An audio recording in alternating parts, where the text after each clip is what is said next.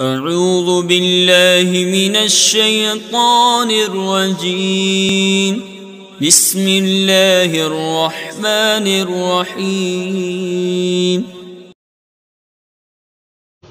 بسم اللہ الرحمن الرحیم۔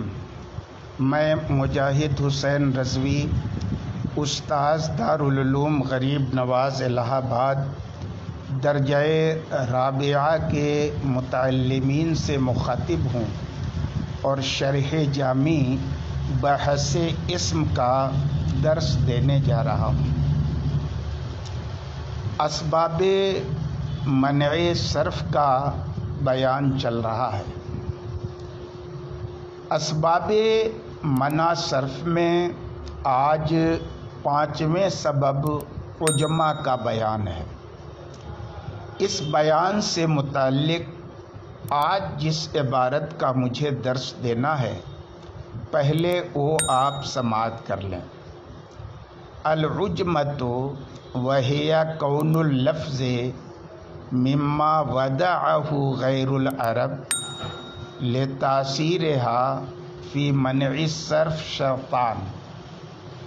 شرطها الاول ان تکون علمیہ اے منصوبۃ الی العلم فی اللغۃ العجمیہ بان تکون متحققۃ فی ضمن العلم فی العجم حقیقۃ کابراہیم او حکما بان ینقلہ العرب من لغۃ العجم الی العلمیہ من غیر تصرف فی قبل النقل كقالون فإنه كان في العجم اسم جنس سمي به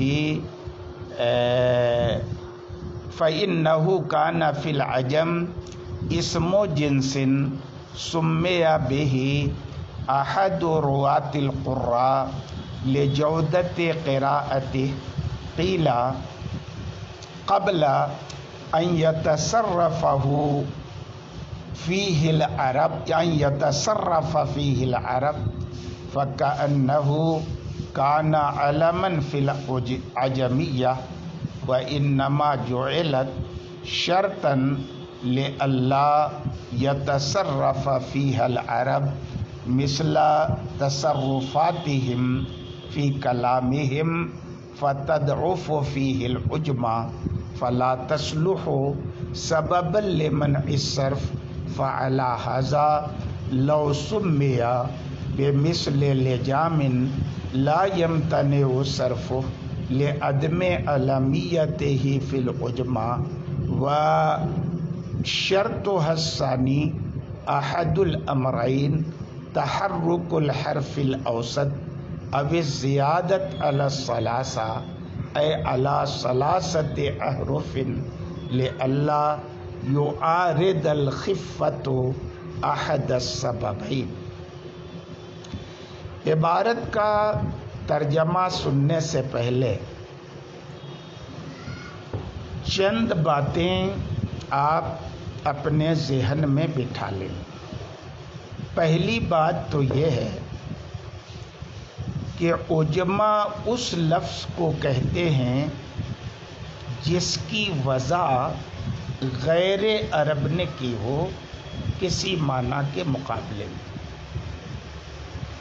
اور اس کے غیر منصرف کا سبب بننے کا مطلب یہ ہے کہ عجمی زبان کے اس لفظ کو عربی زبان والے جب اپنی زبان میں نقل کر کے استعمال کریں گے تو شرائط کی موجودگی میں اس کو غیر منصرف پڑھیں گے اور اس کا عجمی ہونا غیر منصرف ہونے کا سبب بنے گا۔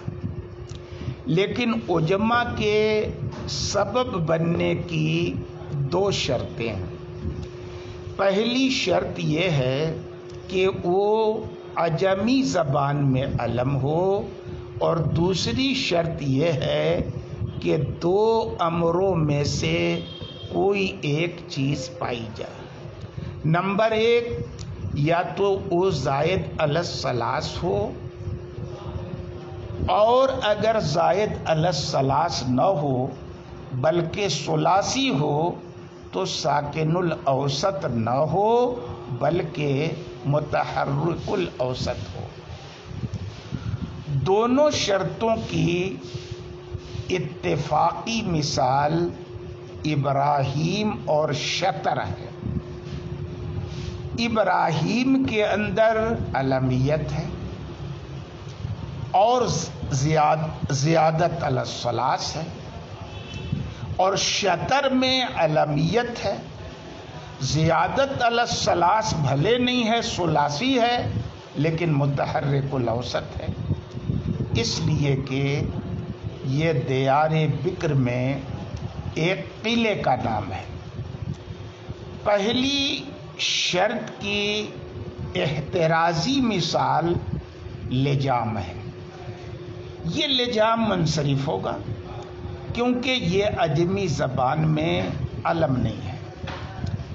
دوسری شرط کی احترازی مثال نوح ہے، یہ بھی منصرف ہوگا کیونکہ یہ نہ تو زائد علی الثلاثہ ہے اور نہ ہی متحرک الاوسط ہے۔ دوسری بات آپ یہ ذہن میں رکھیں کہ عجمہ کے سبب بننے کی جو دو شرطیں لگائی گئی ہیں، یہ کیوں لگائی گئی؟ دو شرطوں میں پہلی شرط علمیت کی ہے۔ علمیت کی شرط کیوں لگائی گئی، اسے سمجھنے کے لیے آپ تین مقدمے اپنے ذہن میں رکھیں۔ پہلا مقدمہ یہ ہے کہ اسما میں اصل منصرف ہوتا ہے اور کسی کلمے کو غیر منصرف بنانا اسے اپنے اصل سے ہٹانا ہے، جیسا کہ ہم کئی بار اس بات کا بیان کر چکے ہیں۔ دوسرا مقدمہ یہ ہے کہ کسی چیز کو اپنے اصل سے ہٹانے کے لیے کسی قوی سبب اور قوی داعی کی ضرورت ہوتی ہے۔ ضعیف سبب اور ضعیف داعی کسی چیز کو اپنی اصل سے نہیں ہٹا سکتا۔ تیسرا مقدمہ یہ ہے کہ عرب والے جب کسی عجمی لفظ کو اپنی زبان کی طرف منتقل کرتے ہیں تو اس میں تصرفات کر دیتے ہیں، اور ان تصرفات کی بنیاد پر اس کلمے کی عجمیت یہ کمزور اور ضعیف ہو جاتی ہے، اور اس کی عجمیت کمزور ہونے کی وجہ سے وہ غیر منصرف کا سبب نہیں بن سکتا جس کے لیے ثقالت اور قوت چاہیے۔ اس لیے علمیت کی شرط لگا دی گئی کیونکہ اعلام میں عرب والے تصرف نہیں کرتے، اور اعلام بقدر امکان کسی قسم کی تغییر اور تبدیلی سے محفوظ رہتے ہیں، تو اعلام کی عجمیت قوی ہوگی اور وہ غیر منصرف کا سبب بن سکے گی۔ دوسری شرط احد الامرین والی کیوں لگائی گئی کہ زائد علی الثلاث ہو یا ثلاثی ہو تو متحرک الاوسط ہو؟ اس بات کو بھی سمجھنے کے لیے دو باتیں آپ ذہن میں رکھیں۔ پہلی بات یہ ہے کہ غیر منصرف فعل کے مشابہ ہوتا ہے، اور جو فرعیتیں ہیں اور یا کہیے کہ مشابہت کس معاملے میں ہوتا ہے غیر منصرف کا فعل سے؟ دو فرعیتوں کے وجود کے معاملے میں ہے نا، اور کسی سبب کے غیر منصرف بننے کا سبب جو ہوتا ہے وہ اس کے اندر موجود ثقالت ہوتی ہے، اور دو سبب مل کر دو طرح کا ثقل پیدا کر دیتے ہیں۔ اس کی تفصیل تانیث مانوی میں گزر چکی ہے۔ دوسرا مقدمہ یہ ہے کہ امر مذکورین میں سے، یعنی زائد علی الثلاث ہونا یا ثلاثی ہو تو متحرک الاوسط ہونا، یہ دونوں امر باعث ثقل ہیں، اور اس امر کی ضد جو ہوتی ہے، یعنی ثلاثی ہو ساکن الاوسط، یہ موجب خفت ہوتی ہے۔ زائد علی الثلاثہ ثقیل اور ثلاثی خفیف ہوتا ہے۔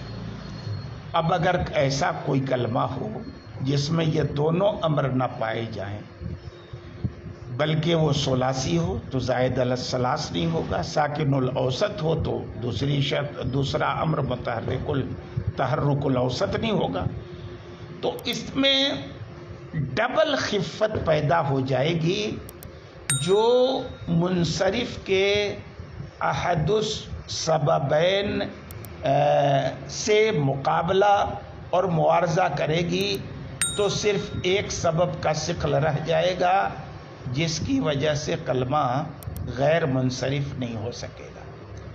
اس لیے علم ہونے کے ساتھ ساتھ یہ دوسری شرط لگا دی کہ زائد علی الثلاث ہو یا ثلاثی ہو تو متحرک الاوسط ہو۔